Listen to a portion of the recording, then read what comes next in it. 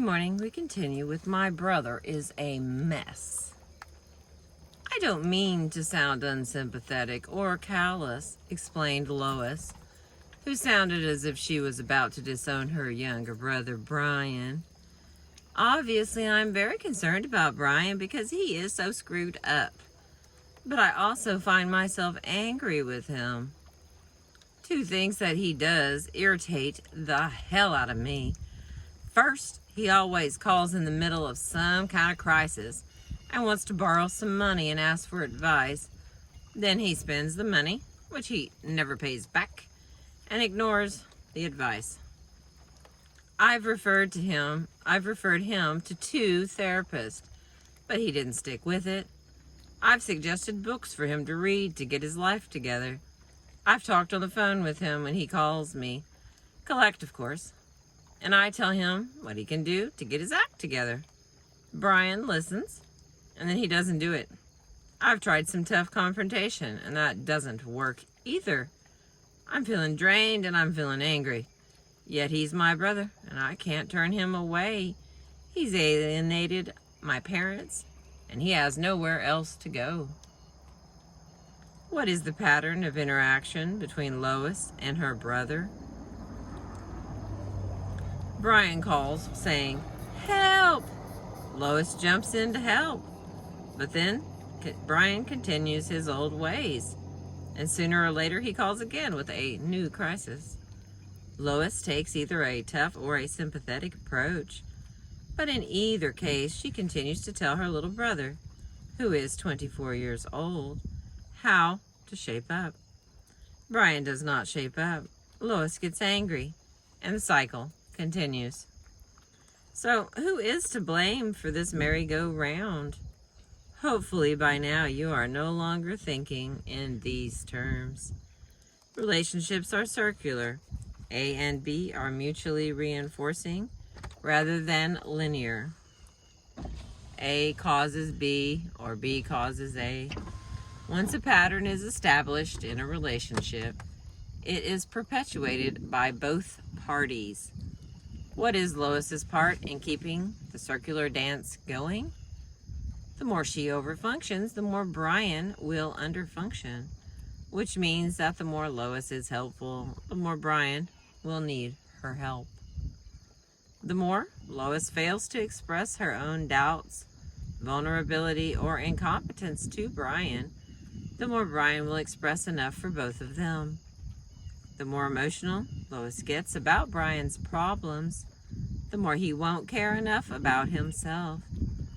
Lois's big sisterly sense of responsibility may have many positive aspects. Nonetheless, she is functioning at the expense of her brother's competence. Does this mean that Lois is responsible for her brother's problems? Not at all. She does not make Brian incompetent to manage his life any more than Brian makes Lois rescue him.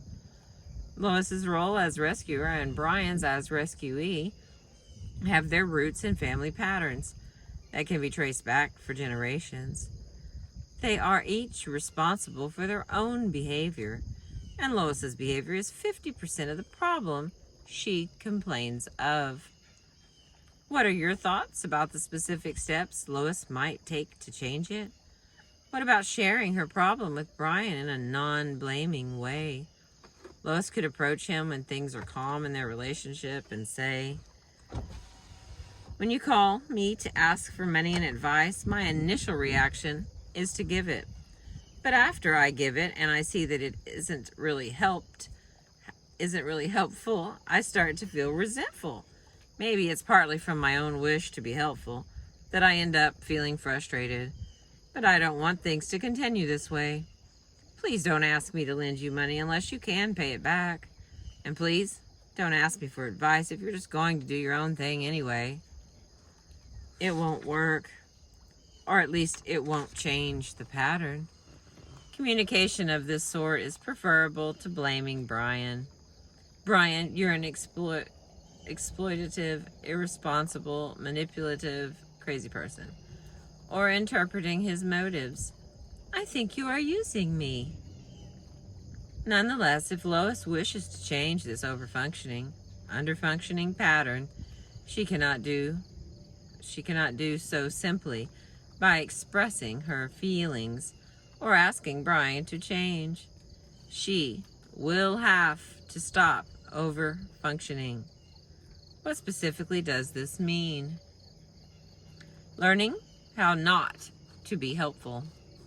If Lois wants to change the old pattern with Brian, she can put the brakes on being helpful. Does that sound simple? For those of us who believe it is our sacred calling to save other people and shape them up, the hardest thing in the world is to stop trying to be helpful. How does one go about not trying to be helpful? How does one stop rescuing another family member? Here is an example. The next time Brian calls Lois in distress, Lois can listen sympathetically and ask him questions about his situation. And she can say in a low-keyed way, "It sounds like you're really having a hard time, Brian. I am sorry to hear that." If Brian asks her for money, she can say, "I've decided not to lend you any more money. There are a bunch of things that I'm saving for, and I've decided that's my first priority. You're on your own, kid."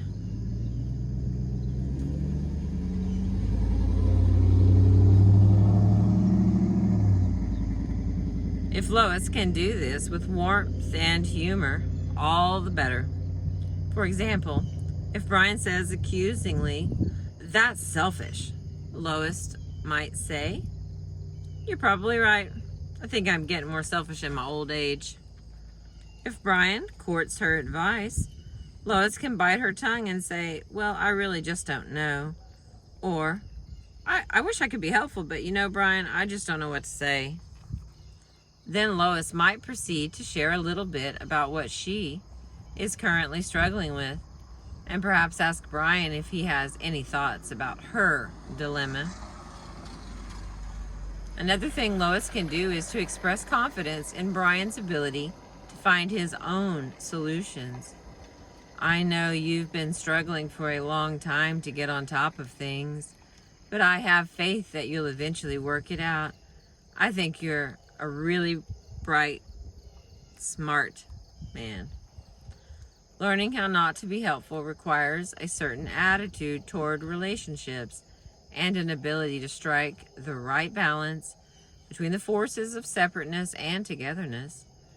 If Lois's tone is, "Don't try to involve me, it's not my problem," the old pattern won't change.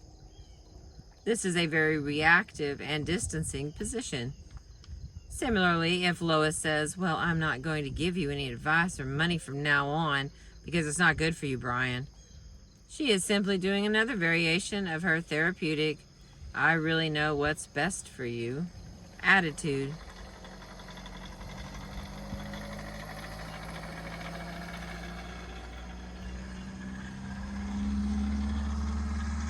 Learning how not to be helpful requires that we begin to acknowledge that we do not have the answers or solutions to other people's problems. In fact, we don't even have the answers to all of our own. What's wrong with advice giving? Does this mean that Lois should never, ever offer Brian advice for as long as they both shall live? Down the road a bit, as the pattern starts to shift, Lois might give Brian advice if he asks for it, and if she observes that it's useful. But there is advice giving, and then there is advice giving. There is nothing wrong with giving another person advice. "This is what I think," or, "In my experience, this has worked for me." As long as we recognize that we are stating an opinion that may or may not fit for the other person. We start to overfunction, however, when we assume that we know what's best for the other person, and we want them to do it our way. If Lois feels angry when Brian does not follow her advice, that is a good indication that she should not be giving it. It is also the case that those closest to us may have the greatest difficulty considering our advice if we come across as though we have the final word on their lives. Lois's typical style, for example, is to lecture Brian about the importance of his getting professional help, and then to get angry at him for not following through.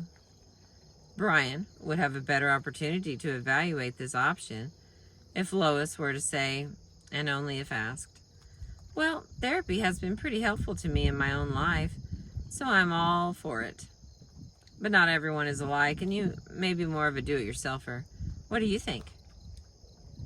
Giving advice in this way is not just a strategic move, it is a mature approach that takes into account the separateness and otherness of her brother. Further, it acknowledges that people are different, and we all have the ability to become the best experts on our own selves. Hanging in. As we saw with Maggie and her mother, there is hardly anything more important than emotionally hanging in. Especially when we are shifting a pattern. Lois's task is to show her concern for Brian at the same time that she stops trying to help him solve his problems. How can she do this? Lois can call Brian while he's having a hard time simply to touch base with him. She might say, "I know I'm not much help to you at this time, but I just wanted to hear how you're doing and let you know that I care about you." She might increase her contact with Brian and invite him to have dinner with her family.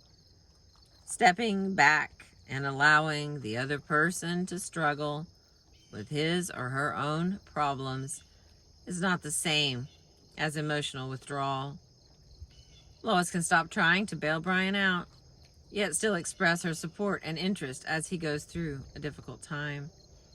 Maintaining emotional contact is never easy at this point in a changing relationship. Our natural tendency may be either to fight or to emotionally distance ourselves because we are uncertain about our position and how to maintain it in the face of pressures to do otherwise, a big part of which is our own anxiety about really changing. Hanging in requires us to move against enormous internal resistance, which is most often experienced as anger. Why should I get in touch with him when he's acting this way? Or inertia. I just don't feel like taking the initiative. Sharing our under-functioning side. In therapy sessions, Lois discussed her problems and pain with me, but within her own family, and especially with Brian, she was always fine and didn't need anything from anybody. Like all good over-functioners, Lois was convinced that sharing her struggles and her vulnerability with Brian was absolutely out of the question. I would never tell Brian that I was depressed.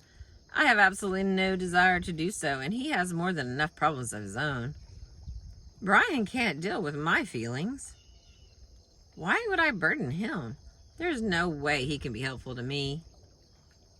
The relationship between Lois and Brian was extremely polarized, with Brian expressing only his weakness and Lois only her competence. If Lois wants to shift the old pattern, she can present a more balanced picture of herself and begin to share a bit about her own trials with Brian. For example, when Brian calls to talk about his recent crisis, Lois can say, "Brian, I wish I could be more useful, but I'm no good for much of anything right now. In fact, I've been feeling lousy all day. I'm sorry you're feeling bad, but I just don't have much energy to give to anyone else. Part of the problem is that I've been feeling dissatisfied with my job for a long time, but today it really came to a head and I got real down in the dumps."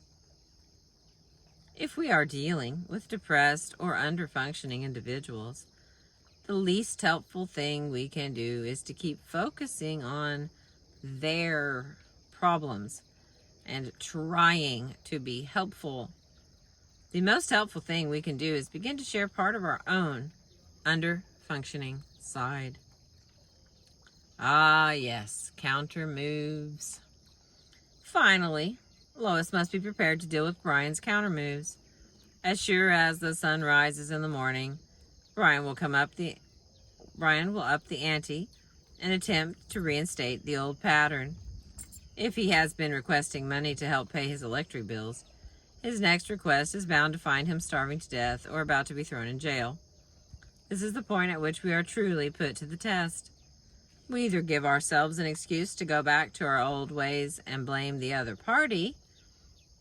Well, I couldn't let my brother die in the streets now, could I? Or we sit with some anxiety and guilt and maintain our new position.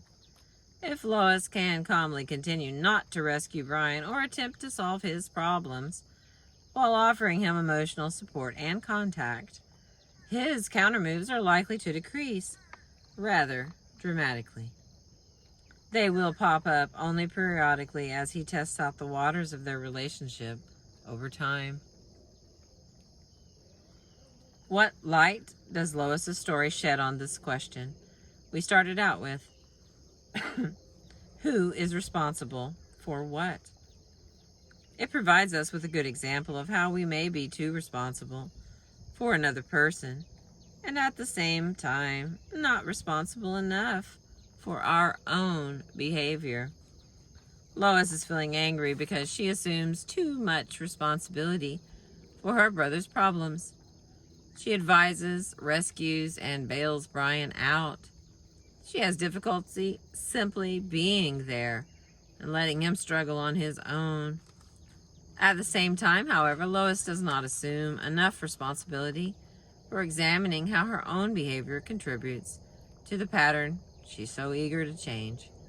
She is stuck in a position that blocks her from reflecting upon her situation and figuring out how she can take a new stance that will free her from the old rules and roles. While it is hard to change in the short run, there are long-term costs of maintaining the status quo. Most obvious are the costs to Brian.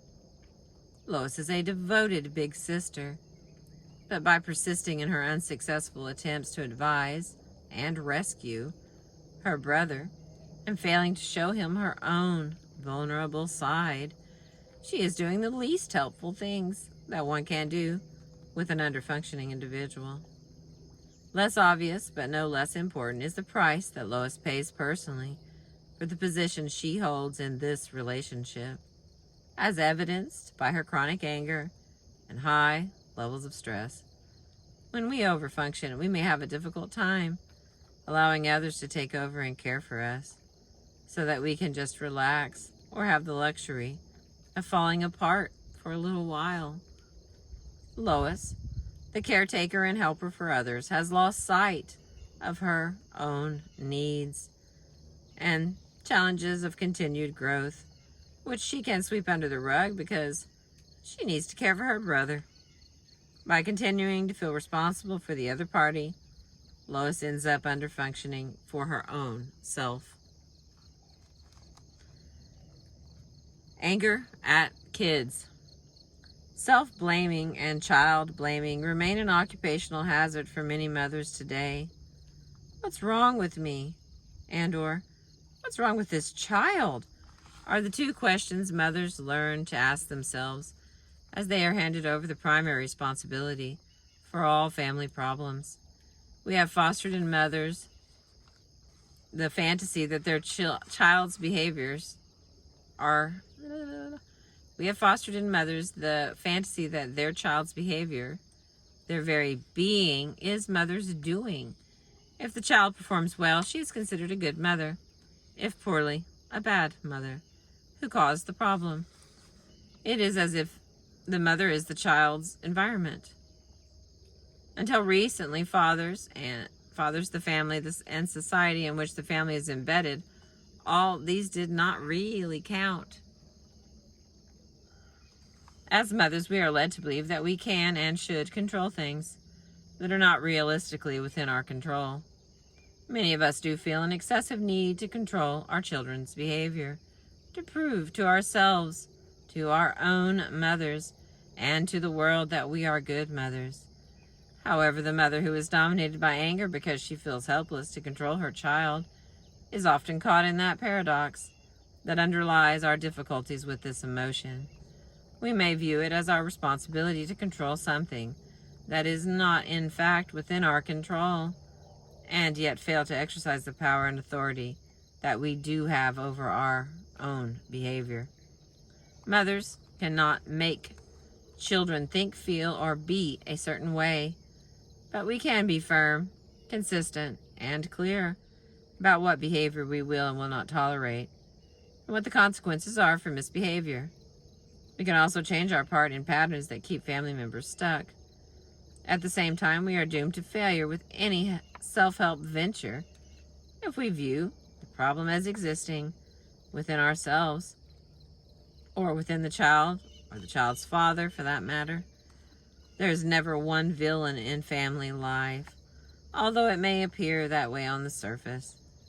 Angry power struggles with kids often boil down to this: we may overfunction or move in too much when it comes to their thoughts and feelings. At the same time, we may underfunction when it comes to clarifying our own position and setting rules about behavior. Here is a typical example. We'll continue with Claudia, a 4-year-old dictator, in the next video. Thank you for listening. I appreciate you.